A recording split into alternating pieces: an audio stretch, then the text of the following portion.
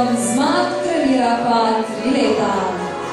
Njegov nasprotnik bo stal v rdečem kotu iz Fight kluba Gepard. Ređo Ljutić!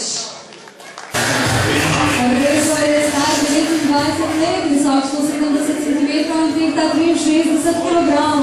Je 4-kratni evropski prvak v taekwondo, svetovni prvak v taekwondo in svetovni prvak v kickboksu. Trenira že skoraj 15 let.